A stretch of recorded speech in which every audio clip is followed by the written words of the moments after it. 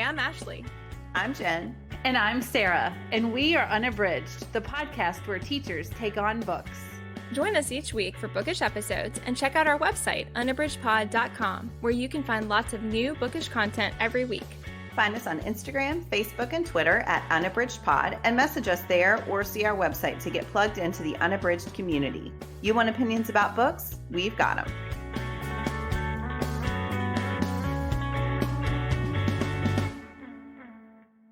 Hi, and welcome to Unabridged. This is episode 201. Today, we are discussing Aiden Thomas's Cemetery Boys. That is our October book club pick. Before we get started with our discussion today, I just wanted to remind you, if you are enjoying the podcast, please rate, review, and subscribe. You can do that wherever you listen. We know that a lot of you are out there listening and that you share some really awesome comments with us, which we love hearing, but it does help a lot with us finding new listeners if you take a minute to review publicly. We always love sharing those on air, and we really love hearing what you have to say, and we love letting other book lovers know about that so that they can join in if they're interested in these discussions. Before we dive into Cemetery Boys, we are going to share our bookish check-ins. Jen, what are you reading? So I'm reading a book I'm really loving, but I keep trying to figure out a concise way to explain it. So get ready. So I am reading Emily Henry's The Love That Split the World, which is a YA book by Emily Henry, who we've talked about on the podcast before. We talked about one of her adult books, Beach Read, but this is her debut. And I am loving it so far. It is complex. So it is about a girl named Natalie Cleary. It's her senior year in high school. Right before she graduates, she wakes up in the middle of the night and there is a spirit in her room who she calls grandmother. And she has seen spirits her whole life, usually at night, but she went through some treatment that means she has not seen a spirit for 3 years. And so grandmother reappearing in her room takes her off guard, but also makes her happy. So grandmother is not a threatening spirit. She is someone or a spirit who used to tell Natalie a lot of stories from different cultures. A lot of them were creation stories. And so Natalie is really glad to see her again. And grandmother comes back, but she tells her that this will be the last time that she ever sees her. She tells her a story. And then she says, you have 3 months to save him or he dies, and gives her a name of someone to find, and then leaves. So Natalie is going through high school graduation. She recently broke up with her long-term boyfriend. They are still friends, but it was like an anchor in her life that she doesn't have anymore. Natalie was adopted and has always sort of wondered about family, about her birth parents and where she came from. And so she just is going through a lot. She lives in Kentucky, but has been accepted to Brown University. So she's getting ready to leave the community, which she's ready for. But it, again, is a lot of change. And so, yeah, she is just going through a lot.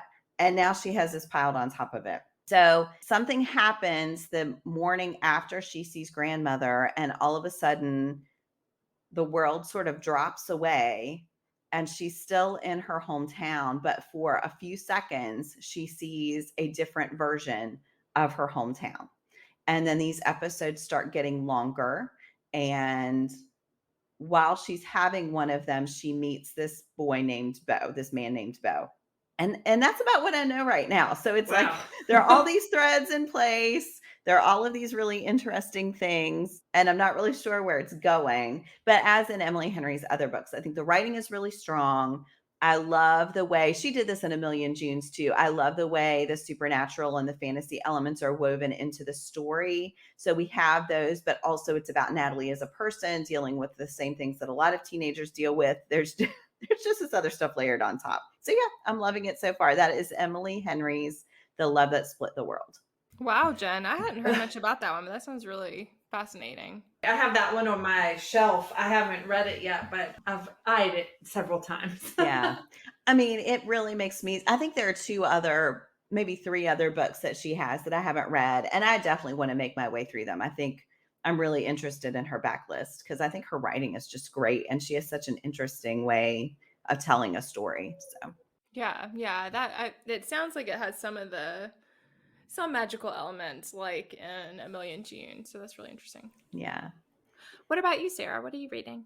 You know how I like to cheat. So I am going to cheat because I just finished this book. It is Danielle Walker's Food Saved Me, My Journey of Finding Health and Hope Through the Power of Food. And so Danielle Walker is a cookbook author who has a bunch of different paleo and grain-free and dairy-free, gluten-free cookbooks. I have all of them, and so I've always admired her blog and admired her cookbooks. I think the recipes are really delicious, and even though they are minus all of those other ingredients that we're used to, I think her recipes are great. So I've always followed her as a cookbook author, and so she released this memoir just recently, and she basically tells her story. In her early 20s, she was diagnosed with really extreme case of ulcerative colitis, and she really had to start looking at ways that she could heal herself. I mean, she was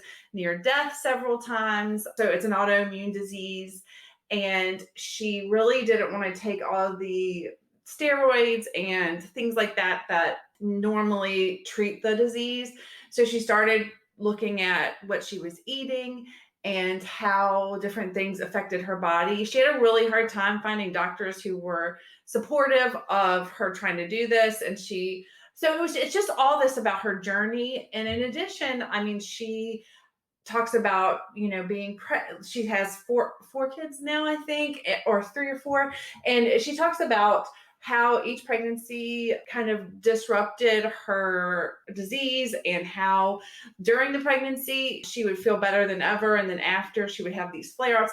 I mean, she just goes through a lot. She suffers some really tragic losses during the course of the story, and I just found it very moving. She has this really deep-seated faith that I related to, and I just really love this story because it's a story of resilience and finding your way, and I just loved it. So I love her. I think she is amazing, and I love the book. So that is Danielle Walker's Food Saved Me, My Journey of Finding Health and Hope Through the Power of Food. That's really fascinating. I remember Yeah. you talking about her cookbooks before, so it's really neat to see her memoir.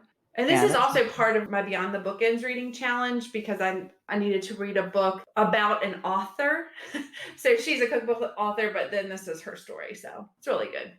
Neat. What about you, Ashley? What are you reading? So this is one I just started, and it is Jasmine Warga's Other Words for Home. And this is a middle grade read. A couple of the ambassadors for Unabridged have read and loved this one and had really great things to say about it. So I wanted to check it out. And I'm listening to the audio, which is excellent. And it is about Judah. She is Syrian. And in the beginning, she is still living in Syria. She lives in a small town on the beach. And as she's describing her life there, it's becoming there's more and more upheaval. So her older brother is becoming really interested in the revolution and the movement to overturn the government. And her parents, but especially her dad, is really opposed to that. Her brother wants democracy and wants people to have more freedom, and the dad just wants stability and safety, and so he doesn't want her brother involved, largely because he's concerned for safety, and like that's his primary focus.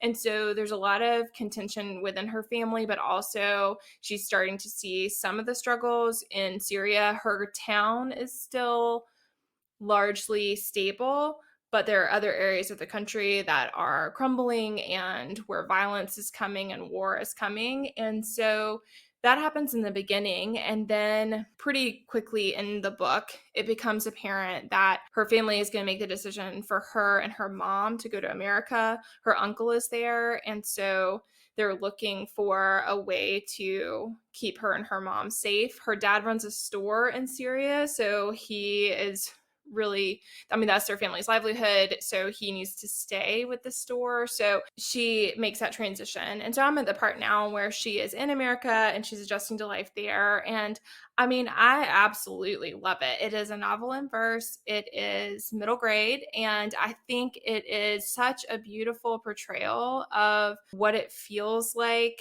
to be in a country that is portrayed in such a negative way in the news. But of course, for Judah and for her life, it's largely, I mean, it's her home and it's a beautiful place and she loves it and she loved her life there and misses it. And yet she's having to adjust to living in America and how unbelievably different that is for her and trying to find her way with that. Her uncle is from Syria, but has an American wife. He has a child, and the child is very, Americanized. And so there's also that conflict. The two of them are pretty close in age, but her life is so different from Judah's, and just her understanding of the world is really different. And so all of that is just really fascinating. And I love seeing Judah go into the school and her experiences of what that is like. So I think it is a great read. I am loving it. And I also think it's a great fit for kids and for people to have a chance to see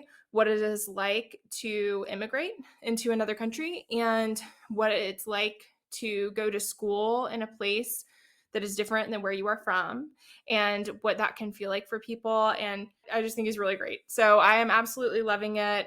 I love seeing those moments of kindness when somebody reaches out to Judah and does kind things for her. But I also think the book does a great job of showing all the moments of loneliness and just the feeling of being isolated and being different and how hard that can be. And again, that's Jasmine Warga's Other Words for Home. I have seen that everywhere. I did not realize it was a novel in verse. So yeah, I don't know why. That makes me want to read it even more. Yeah. So interestingly, I didn't know that either, Jen. And when I started it, because I was listening, it's harder to tell. And so I did look it up, because the thing that I really noted was that the way that it was counting the movement, like it counts the chapters, essentially the parts in the chapters. And as the narrator was doing that, it made me wonder if it was a novel in verse. And the lines are really beautiful. And so that part as well made me think about that. But yeah, sometimes it's interesting when you are listening. I think that is less apparent than when you're reading on the page, as far as like noting the difference. But yeah, I think it makes it really inviting for readers, and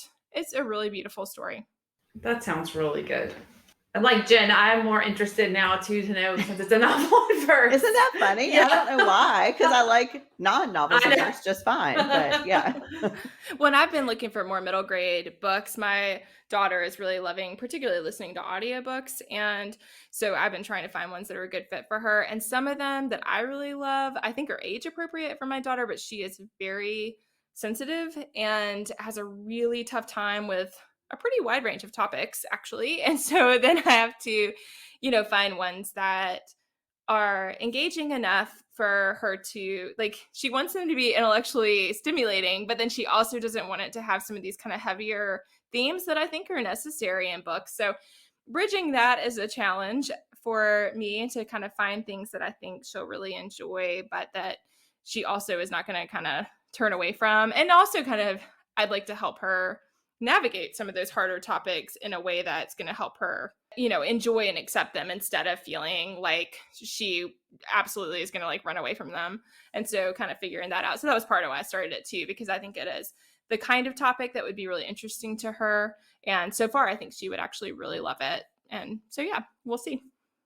So we wanted to discuss Cemetery Boys. This is Aiden Thomas's first book. Sara and I have both read Lost in the Neverwoods. Jen, you haven't read that yet, have you? I haven't yet. It's on my list. Okay, so I know we both really were moved by that and found that to be a really interesting story. And Jen had read this one already and really loved it. So it is fitting for the season. And so for all those reasons, we wanted to share this for our October book club pick. Thanks to everybody who discussed that on Instagram with us. The book club chats are so much fun. And as many of you have probably noticed, we have kind of rearranged our schedule for this season. So often the book club chat is happening prior to the episode releasing. So be sure that you're looking out for that. You can find that information at Unabridged Pod on Instagram, or you can go to our website, unabridgedpod.com, to keep up when those next book club discussions are coming. But they are typically happening before these episodes drop these days. So here is a synopsis before we dig into our discussion. And I had a little trouble summarizing this, but I'm just going to plow forward. So this is my synopsis. In Aiden Thomas's Cemetery Boys, Yadriel is a coming-of-age brujo, eager to support his community and the special role that brujos play in the community in helping spirits transition to the afterlife after their deaths. However, because he's trans and because his father, who is in charge of the brujos, doesn't fully understand and support him, Yadriel has been denied the opportunity to officially become a brujo. After waiting for the opportunity and realizing the community will not give it to him, Yadriel takes matters into his own hands. With the support of his bruja cousin, Maritza, Yadriel completes the ceremony himself and summons a spirit, preparing himself to send that spirit into the afterlife. However, along comes Julian Diaz, a teenager who recently lost his life due to a violent and mysterious circumstance. And suddenly, simply sending Julian into the afterlife is no longer so simple. As Dia de los Muertos rapidly approaches, Julian, Yadriel, and Maritza embark on a wild and fast-paced adventure, seeking to solve the mystery of not only Julian's death, but also the other mysterious and dark circumstances surrounding them. So, a little long-winded there, but there's a lot of really interesting things happening in the premise, and I'm sure that we will get into some of those plot points as we talk about the book. But Sara, what was your overall impression? I struggled with this one a little bit. I recognize that the writing was really great and I enjoyed the fantasy component. I thought that for me, the beginning, I felt like we weren't going very quickly, and I really liked the last half of the book better than the first half. I did ultimately, I found the ending very impactful, and I listened to both the author's note and the interview with the author at the end, and I found that increased my enjoyment of what I had read. But I just wanted to be honest, I did struggle a little bit in the beginning, but I thought that I did feel impacted at the end.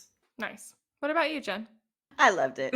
So this was my first 5-star read of 2021. And the first time I read it, I had put it on a library hold. And when it came in, I was not sure I was in the mood to read it, but library holds always make me read them. And I devoured it, and I was completely giddy when I finished it and loved it so much. And I will say recently I've had the experience of a couple of rereads not holding up to the first time through. And this one did for me. And I think I wasn't quite as giddy reading it, but I appreciated some things that Thomas does even more than I did the first time. I think the first time I was really swept away by the relationship between Yadriel and Julian. And this time through, I was noticing more of the world building and some of the social issues that Aiden Thomas decides to take on in the book. So yeah, I really loved it. I did feel like it held up on this reread. How about you, Ashley? Yeah, I think I relate to some of both of what you said. Sara, similarly, it didn't move quite as fast as I was expecting. And like so many things in my life these days, I was on a bit of a time crunch. And so I was like, uh-oh, I should have started this sooner. But I felt like part of that is because of exactly what you're saying, Jen, about the world building and a lot of those components that I think that Thomas devotes time to that really make it, that elevate a lot of what happens in the book. So I did feel like, yeah, the pacing was maybe a little bit slower than I expected, but some of that was because of the things that I think that pay out for us as the readers toward the end. And I think what I really loved was the exploration of the idea of there being a spirit world and that there is this amazing and unique Latinx connection to that spirit world. And I loved the way that Thomas shows that as being not a monolith, but just this like wide celebration of all these different aspects of Latinx culture and like bringing those together in this really colorful and celebratory way that shows the important role that these brujos and brujas are playing in society, while also giving a pretty direct and strong critique of the way that community members who are different for whatever reason, how they are treated. And so I felt like all of that was just really richly done, that I think it's hard to both celebrate and uplift a culture, but also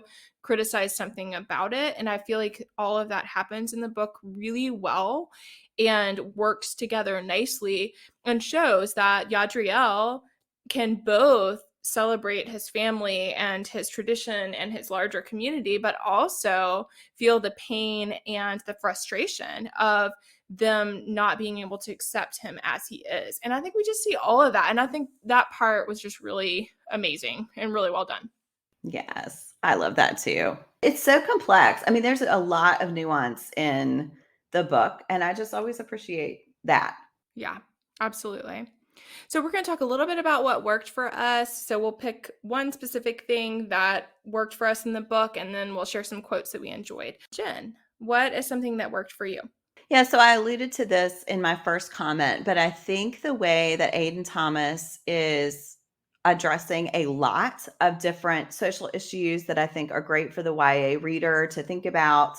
So obviously, Yadriel is trans, and I felt like that depiction of what his life was like and of the things that he was trying to work through was really powerful. But also, there are just a ton of other social issues that are just the second time through, I was really questioning, do these work? Do they feel like they're forced into the narrative? And I didn't think they were. So Maritza has decided that she cannot fully embrace her identity as a Bruja because she has to use animal blood as part of the ceremonies. And therefore, she just decides not to do it. And I think that with Julian's friends, we see that there are a lot of issues there that Thomas is addressing. So Luca has joined a gang because his home life is so difficult that he feels like he has no support. And so he joined a gang for that reason. You see people making assumptions about some of the teenagers that Julian knows because of the way that they look. So yeah, I think that there is just, this is such a rich world, both fantasy wise, but also a contemporary world that is rich. Oh, even when Miguel, his cousin, disappears, and his parents go to the police station to report that he is missing, and they ask for a translator, and instead it becomes this whole question of whether they are there legally or not. And so instead of helping the family, it's something that then becomes a threat to the family, and they're afraid to go back. So I think there are just all of these incidents and these beliefs woven into the storyline that makes it a rich contemporary realistic world as well as a rich fantasy world. And that just really worked for me. Yeah. I loved, like, with Omar's parent, Omar had the most stable background, but then his parents have been deported, and then therefore he was on, by himself, and he could stay, but they could not. And same with that passage about Miguel's family. Jen, I almost chose that for my quote because I felt like even though this is not a book that's dealing largely with issues of status and immigration and those kinds of things, it's a huge part of many of the members in this community. And I think that Thomas manages to include all of that, even though there are some aspects that are, of course, fantastical that are different than our world. I agree that I loved the way that Thomas does not look past those things or ignore them. And I think they do make the book a lot richer. And I mean, exactly what you said about Julian's crew, all of the attitudes that people at the school have about them and things like that. And the dismissal of kids' lives as being inconsequential if they are not in these kind of traditional homes with traditional family dynamics, that they might have, that whole thing about them running away and that nobody's even looking for Julian because they just assumed he ran away. I mean, I thought all of that is just really powerful. So yeah. Well, and when Yadriel's uncle says that, other than Miguel, that the people he chose would not be missed by anyone. And then you see that Julian has this amazing family, both biological and found, that does miss him. But yeah, you're right. It's just this casual assumption that he's going to be able to kidnap and kill these people and no one will notice because they are not fitting into the community in the way he expects.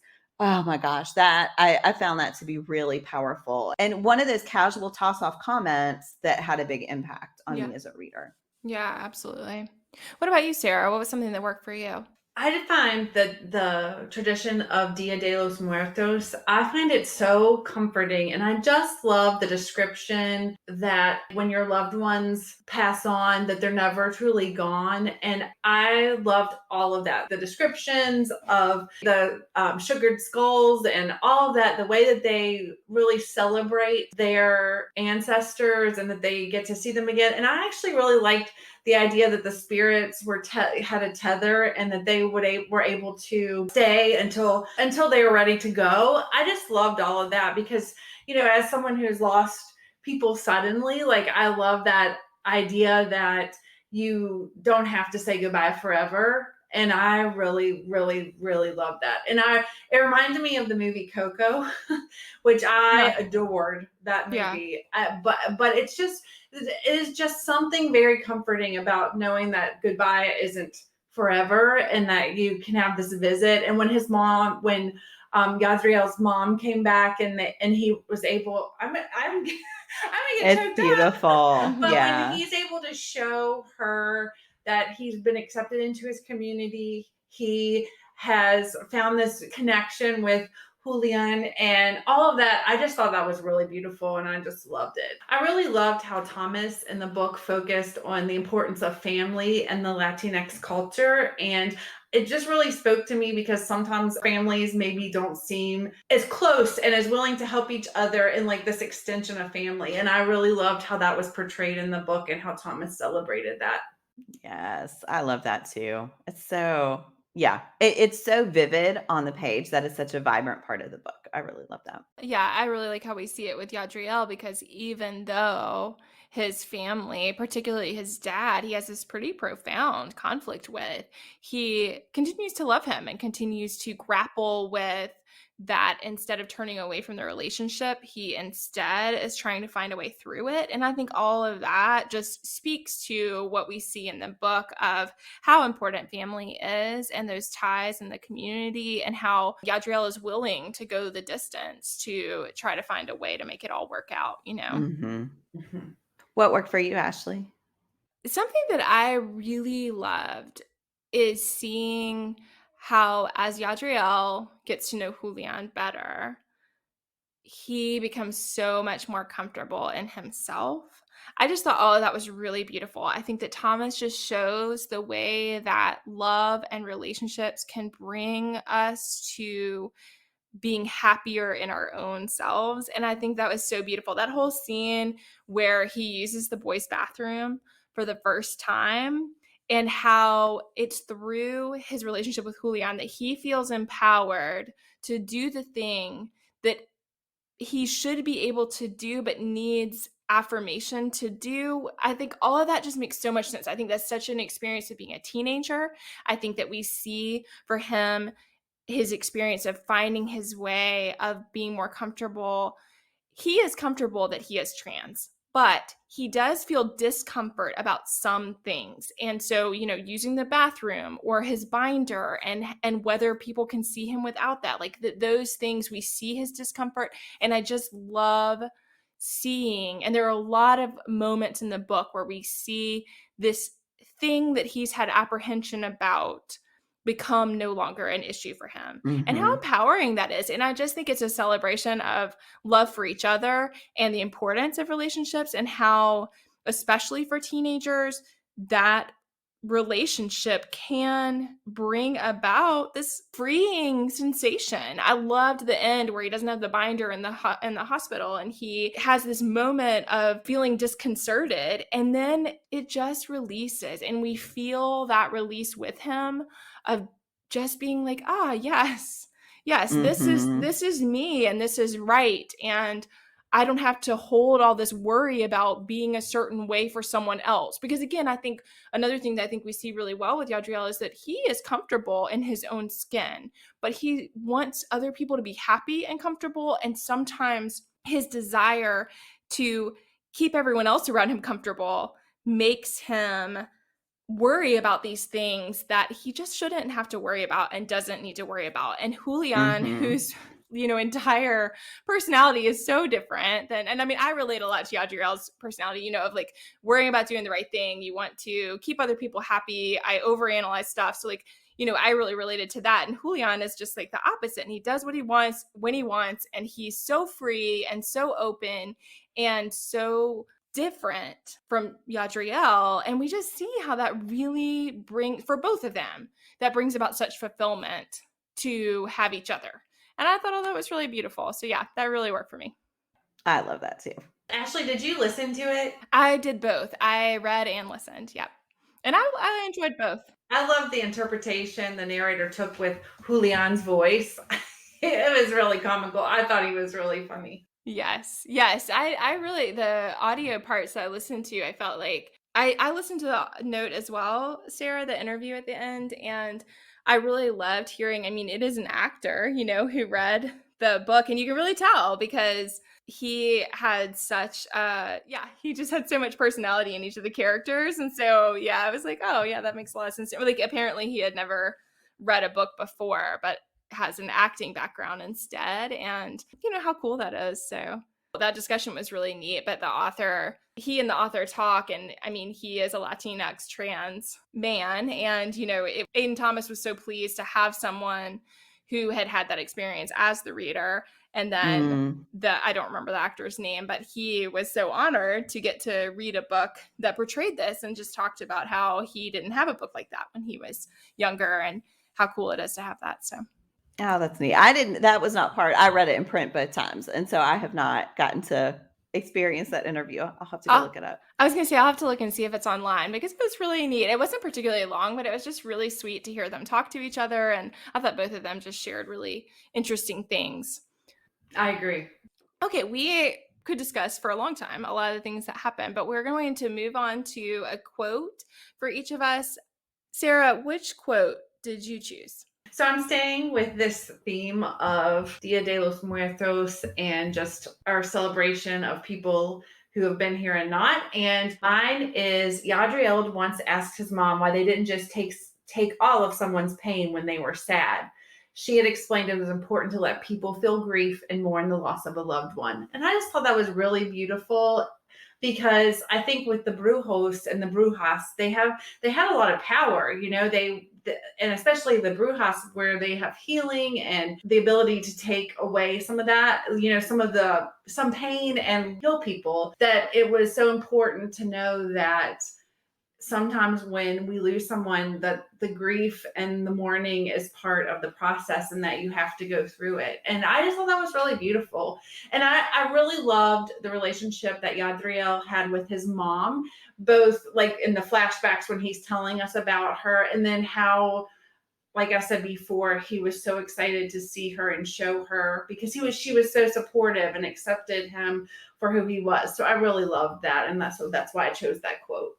Can I also just say I loved Picasso and how that was an experience that went really wrong for Yadriel, and that what he and his mom worked through together, that they had decided to take Picasso in.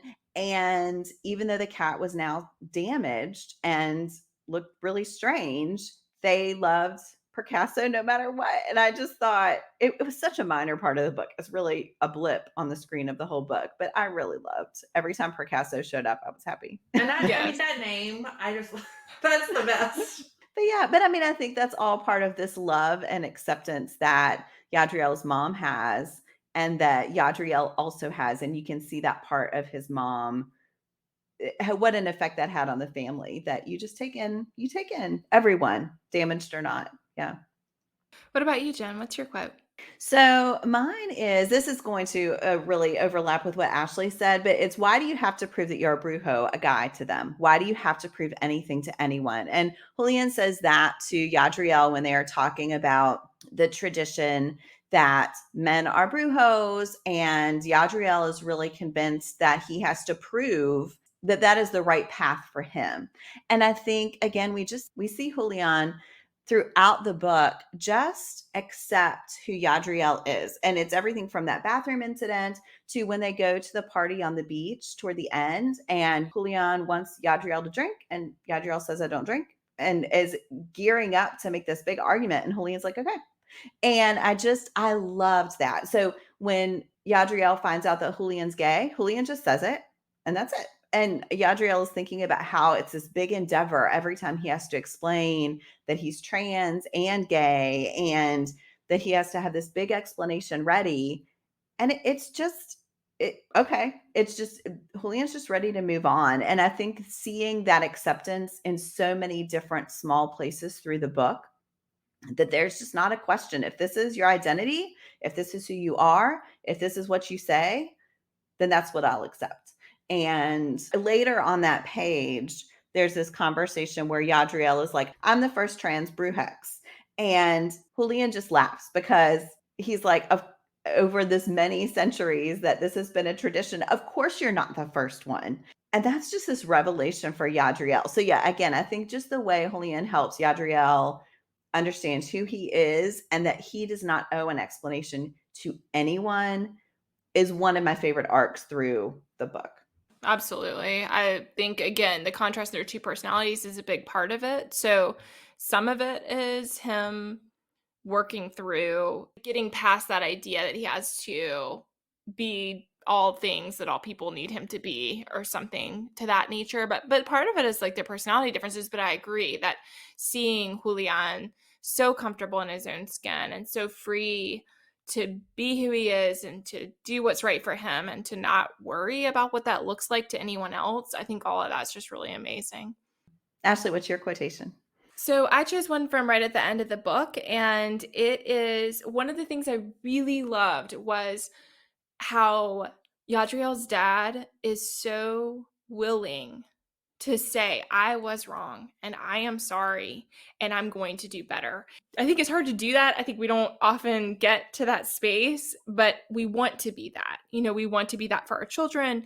We want to be that for the people we love, to be able to say, I am sorry, I was wrong, and I will do better. And so he really sees a way forward and recognizes the mistakes that he has made. And so he gives these really amazing speech and welcomes Yadriel into the community of the Bruchos and does the celebration and very publicly says those things. And so this quote says, things weren't magically fixed by an empowering speech, but it opened doors and built bridges. It carved out space for Yadriel to step forward and be who he was as he was. There were still more obstacles to overcome and battles to fight, but Yadriel wouldn't feel alone in it anymore.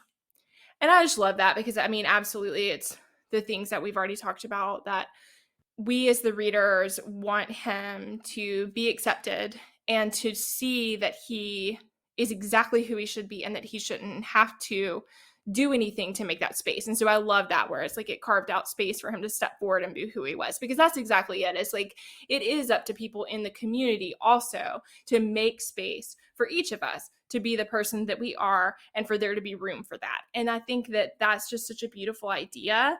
And I love how it takes his dad turning away from what he sees as being a tradition. I mean, one of the, again, talking about passing comments, I think were really significant was like the comment that, you know, the whole language is based on gender and how complicated that is. And of course, that is absolutely something we're working through in our society right now. What does it mean that we're so determined to attribute gender to people? And because of that, it's causing a lot of problems for a lot of people who feel that they don't fit into these categories. And then because of that, it feels as if there's no space for them. And so I think that I just love that. And I love how it does take his dad very publicly making a change, saying he was wrong, looking in a different direction, and that opens up this space. And so, you know, and I also appreciated in the quote that Yadriel recognizes that there's going to be more struggle and that the struggle is not over, but that he doesn't have to be where he was before. So, right. Yeah. So, yes. I love that acknowledgement that a speech doesn't change everything, but that doesn't make it meaningless. Yeah. That's right. Yep. Absolutely.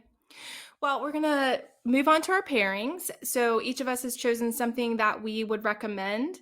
If you loved Cemetery Boys, then this is something that you might enjoy. So Jen, what's your pick? So my pick is Molly Knox Ostertag's The Witch Boy trilogy, which is a middle grade graphic novel series. And the parallels here with Cemetery Boys hit me right after I read Cemetery Boys. So this one's about a 13-year-old boy named Aster. And similarly, there is a gendered fate, destiny for each person in this family. So the girls are raised to be witches and the boys are raised to be shapeshifters. And Aster has not shifted yet. And he has always been really fascinated by witchery and by wanting to know how to be a witch. And so you see again this idea that your destiny shouldn't be driven by your gender. And Aster meets Charlie, who is a girl from the community, and she does not match the gender expectations either. And she is really struggling with that. So she really loves sports. She does not like a lot of the things that are expected for girls to like, and she's struggling with that. And so when they find each other, one in the community, one outside of the community, but you see how each of them is struggling with gender roles in similar ways, and their support for each other is really beautiful. So there are a lot of differences from Cemetery Boys. This is very solidly written for, I would say, an upper elementary or middle grade audience. Aster's 13. I can't remember if I said that, but you see a lot of the same struggles and support. There's also a really strong family history that is woven into the book. And one of the subplots that unravels has to do with previous generations who have experienced those same expectations and what happens when people aren't allowed to be who they are and to choose their own paths forward. So it's not a read alike, but oh my goodness, there are a lot of parallels. So if you're looking for books for younger readers that are addressing some of these same topics, I think that the Witch Boys, the first book in the trilogy, I think the trilogy is just wonderful. Both of my kids read it and absolutely loved it. So it's a wonderful series. Yes, when you've talked about that one before, Jen, I keep wanting to get to it because it sounds really amazing. You would love it. Oh my goodness. And they're beautiful books. Yeah. They're just all the things that graphic novels do well, they do well. They're so good. Maybe I can borrow those one in the spring.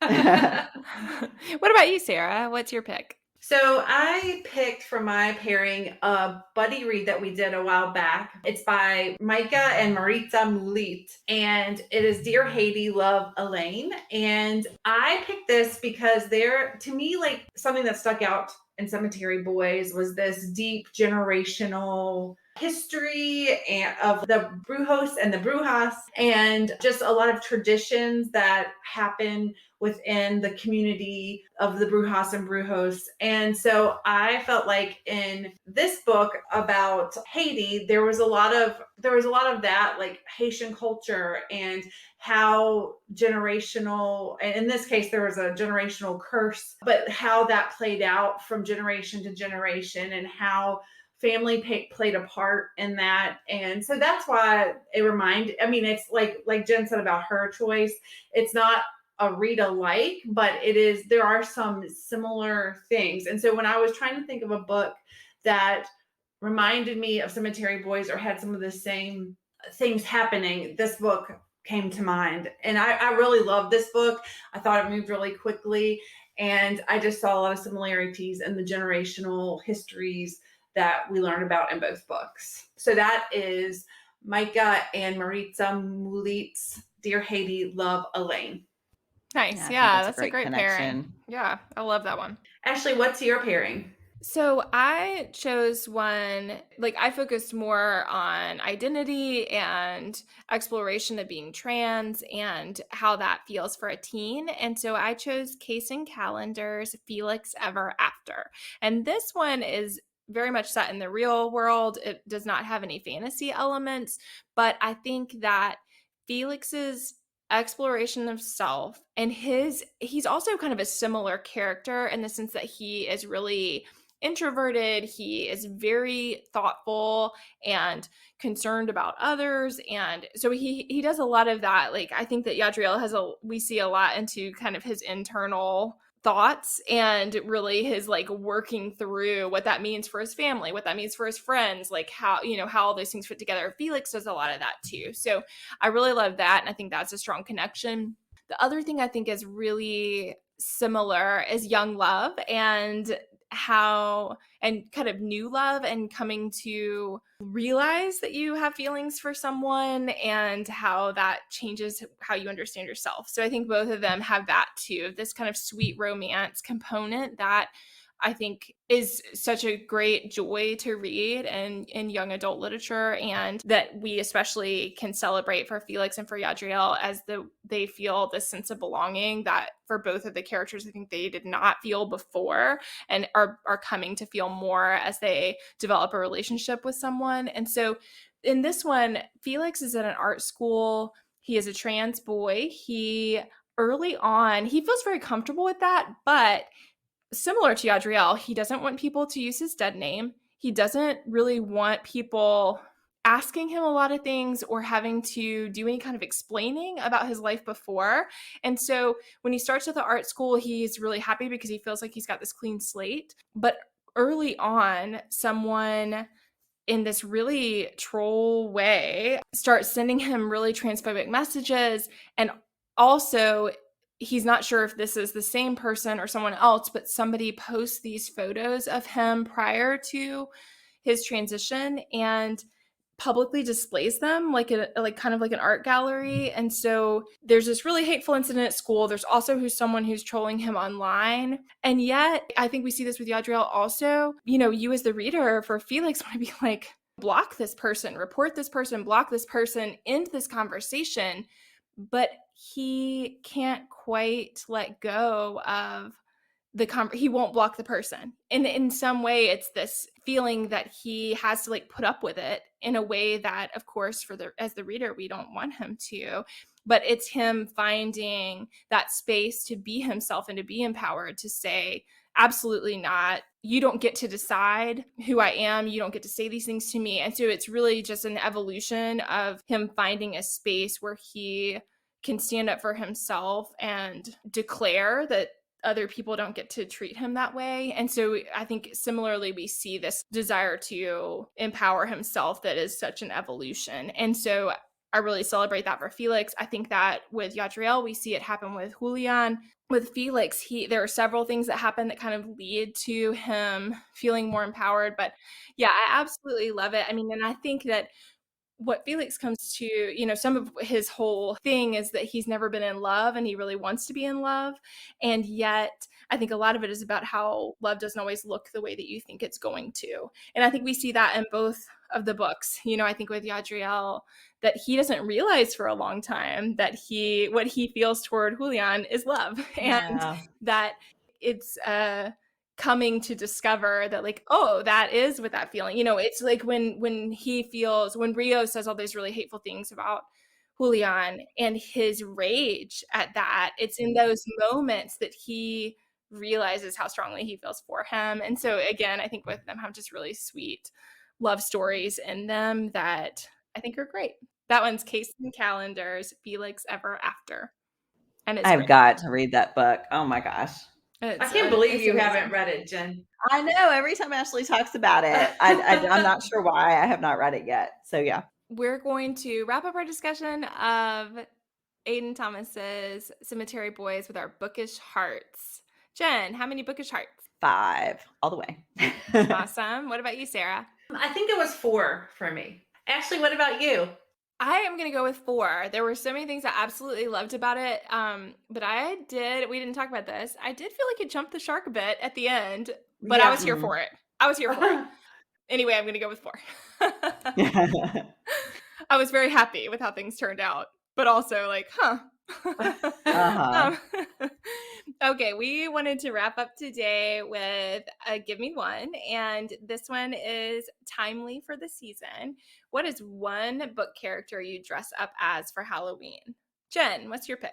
So I am picking, since we read this book, I have been thinking about this character a lot. So I'm going to pick Anne from Anne of Green Gables. And for those of you who are listening, this is a slight spoiler for our November book club. So there, you just got some advanced knowledge. There you go. Yep, that's a good one. And I think she's a great character to choose for that. I think we really have a good sense of... I very strange, but I would still love to. Well, we have a good sense of like what she would wear and what her hair would look like. Yeah, so good choice. What about you, Sara? So I'm going to go with Katniss Everdeen from the Hunger Games because we don't talk about that series very often because it's just been so long since it came out, but I adored that trilogy. And I taught it when I was teaching 8th grade, and I just love Katniss, and I think she's badass. So I would like to dress up like her. What about you, Ashley? Yeah, I'm going to go with a fantasy series as well. I'm going to go with Marie Lou's Sky Hunter. So in that, there are the strikers, and they have like a particular outfit that they wear. And I think that they are really courageous and ultimately wind up fighting for the right side, as it would be. So I'm going to go with what the Sky Hunters and strikers wear in Marie Lou's Sky Hunter. It's a great pick. Yes. I love that book. I know. I'm excited I'm excited for the next one. I really love that series. Well, thank you all for joining us today. We hope you enjoyed our discussion of our October book club pick, Aiden Thomas's Cemetery Boys. And we just want to remind you, if you're loving listening, please rate, review, and subscribe wherever you listen. And join us next month for, as Jen said, our little spoiler here for Anne of Green Gables reading. So we're looking forward to discussing that one for November. Thanks for listening. Do you have comments or opinions about what you heard today? We'd love to hear them. You can find us on Instagram, Facebook, and Twitter at Unabridged Pod, or on the web at unabridgedpod.com for ways to support us. To get more involved, you can sign up for our newsletter, join a buddy read, or become an ambassador. Thanks for listening to Unabridged.